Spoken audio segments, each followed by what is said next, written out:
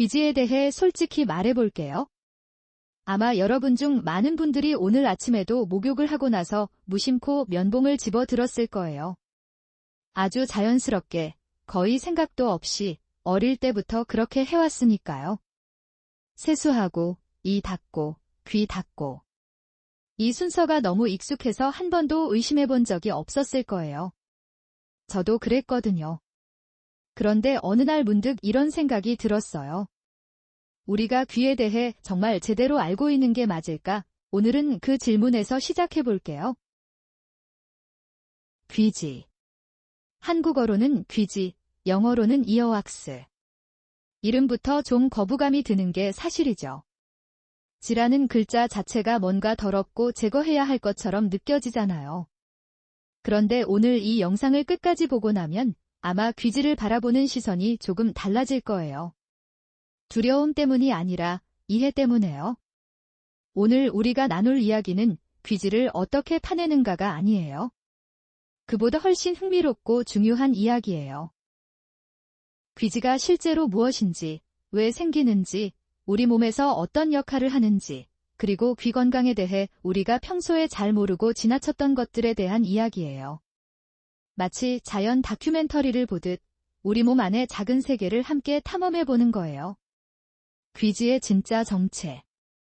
많은 사람들이 귀지를 단순한 노폐물로 생각해요. 피부에서 떨어진 각질이나 먼지가 쌓인 것 정도로요. 하지만 귀지는 그보다 훨씬 정교하게 설계된 물질이에요. 귀지의 성분을 살펴보면 정말 놀랍거든요. 귀지는 웨이도, 그러니까 귀지에는 라이소자임이라는 효소가 포함되어 있는데 이 효소는 세균의 세포벽을 분해하는 능력이 있어요. 쉽게 말하면 귀 안에 천연 항균 성분이 들어있는 거예요.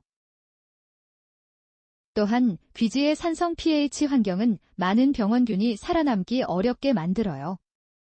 귀 내부가 자체적으로 방어막을 형성하고 있는 거죠. 여기서 잠깐 재미있는 비유를 하나 들어볼게요. 귀지는 귀의 자연 보호막이에요.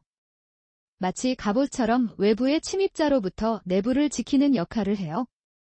우리 몸이 수백만 년에 걸쳐 진화하면서 만들어낸 이 정교한 시스템은 사실 우리가 손댈 이유가 거의 없을 만큼 잘 설계되어 있어요. 귀지는 단순한 찌꺼기가 아니라 귀가 건강을 유지하기 위해 스스로 만들어내는 도구예요. 자기 청소 시스템 귀는 스스로 움직인다. 이제 정말 신기한 이야기를 해볼게요. 귀는 스스로 청소해요. 네, 정말이에요. 여러분이 아무것도 하지 않아도 귀는 알아서 자신을 관리해요. 웨이도 피부에는 아주 특별한 성질이 있어요. 피부세포가 자라면서 바깥쪽으로 이동하는 거예요. 마치 컨베이어 벨트처럼요. 이 이동 속도는 굉장히 느리지만 꾸준히 이루어져요. 귀지와 그 안에 붙은 먼지, 죽은 피부세포들이 이 움직임을 따라 귀 밖으로 자연스럽게 밀려나오는 거예요. 우리가 씹거나 말을 할 때 턱관절이 움직이는 것도 이 과정을 도와줘요. 이게 얼마나 정교한 시스템이냐 하면 연구자들이 귀 안에 작은 잉크점을 찍어두고 관찰했더니 그 점이 실제로 귀 입구 쪽으로 서서히 이동하는 걸 확인했다고 해요. 귀가 진짜로 스스로 청소하고 있다는 증거죠. 이 사실을 알면 우리가 무심코 해왔던 행동들을 다시 생각해보게 돼요. 귀지를 완전히 제거하는 것이 오히려 이 자연 시스템을 방해할 수도 있다는 거예요.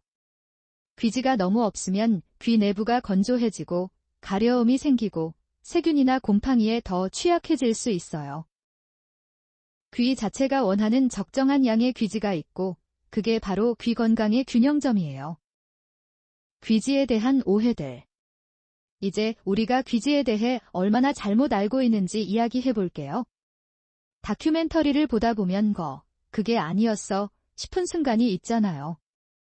오늘 그 순간들을 경험해 보실 거예요. 오해 하나, 귀지는 더럽다. 앞서 이야기했듯이 귀지는 항균 성분이 포함된 생리활성 물질이에요. 외부에서 들어온 먼지, 작은 곤충, 세균 등이 귀 깊숙이 침투하지 못하도록 막아주는 첫 번째 방어선이에요. 더럽다기보다는 귀의 면역체계 일부라고 보는 게 더 정확해요. 오해 둘, 귀지가 많을수록 귀가 더 불청결하다. 귀지의 양은 청결도와 직접적인 관련이 없어요. 개인의 유전적 특성, 나이, 호르몬 상태, 피부 특성에 따라 귀지 분비량이 달라질 수 있어요. 귀지가 좀 많다고 해서 귀를 안 씻는 사람이 아니라는 뜻이에요. 오해 셋, 귀지는 완전히 없애야 한다. 이건 정말 중요한 오해예요. 귀지가 전혀 없는 상태는 오히려 귀 건강에 도움이 되지 않을 수 있어요. 귀 안이 너무 건조해지면 가려움증이나 불편함이 생길 수 있고 보호 기능이 약해져서 외부 자극에 더 민감해질 수 있어요. 균형이 중요한 거예요. 오해 넷, 귀 안을 자주 닦을수록 귀 건강에 좋다. 많은 분들이 이렇게 알고 계실 텐데요.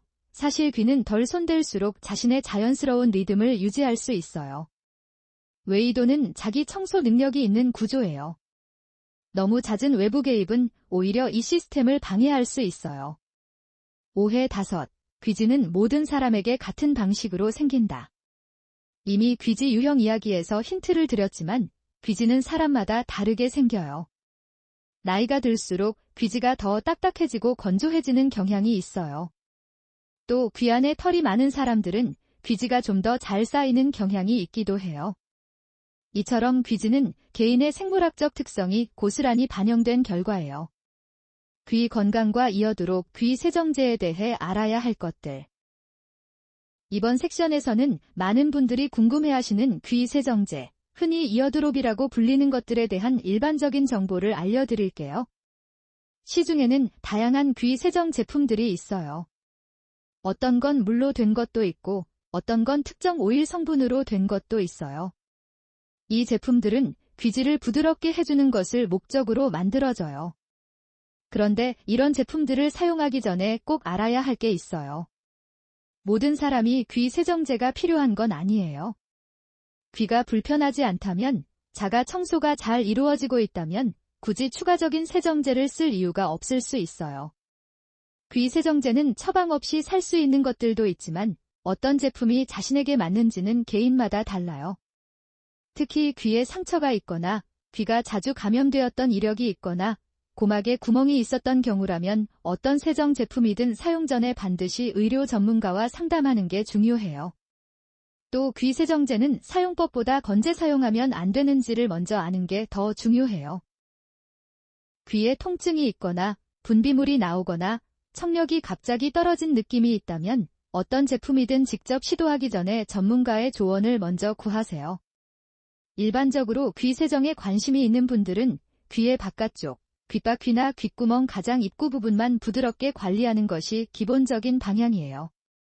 귀 내부 깊은 곳은 앞서 이야기한 자기 청소 시스템에 맡기는 게 이상적이에요. 귀 건강과 일상 불이가 모르는 사이에 귀를 힘들게 하는 것들. 이제 좀 더 일상적인 이야기를